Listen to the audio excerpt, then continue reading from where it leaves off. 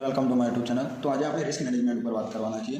જો તમારી જોડે 10,000 રૂપિયા છે, અગર તમે ઇન્ડિયન માર્કેટની અંદર, ફોરેક્સ માર્કેટની અંદર અથવા તો ક્રિપ્ટો માર્કેટની અંદર જો ટ્રેડિંગ ચાલુ કરવાના હોય અને જો તમે 1 થી 2% રિસ્ક રાખો છો પર ટ્રેડે, તો પણ 100 અથવા તો 200 રૂપિયાનું રિસ્ક પર ટ્રેડે રાખી રહ્યા છો, તો પણ તમે 100 ટ્રેડ લઈ શકશો બેક ટુ બેક લોસ ખાતા પછી પણ તમે 100 ટ્રેડ્સ લઈ શકશો, બરાબર।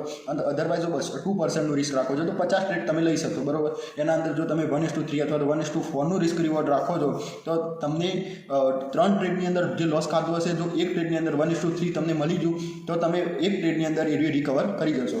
જ્યારે તમે 10,000ના કેપિટલથી 6 અથવા તો 10%નું રિસ્ક રાખશો તો 100 ટ્રેડ અથવા તો 10 ટ્રેડની અંદર તમારું આખું કેપિટલ જ વાઇપ આઉટ થઈ જશે, બરોબર। તમને 1:3 અથવા તો 1:4 ક્યારેક મળશે ટ્રેડ, બરોબર। એટલે રિસ્ક રિવોર્ડ હંમેશા બહુ જ ઇમ્પોર્ટન્ટ વસ્તુ છે। 10,000ના કેપિટલ ઉપર 1 અથવા તો 2%નું જ રિસ્ક રાખો।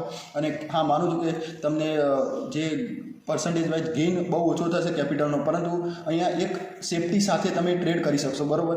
જ્યારે અહીંયા 6 to 10%ની અંદર તમે સેફટી સાથે ટ્રેડ નહીં કરી શકો, તમારું 10 થી 15 ટ્રેડની અંદર તમારું આખું કેપિટલ વાઇપ આઉટ થશે અને તમે કશું શીખી પણ નહીં શકો। જ્યારે અહીંયા 100 થી 50 ટ્રેડ, 50 થી 100 ટ્રેડ તમને લેવા મળશે અને તમે ઘણું બધું શીખી પણ શકશો, પ્લસ તમે એને આવનારા ટ્રેડની અંદર ઇમ્પ્લિમેન્ટ કરીને તમારું કેપિટલને બી ગ્રો કરી શકશો। That's it, thank you for watching.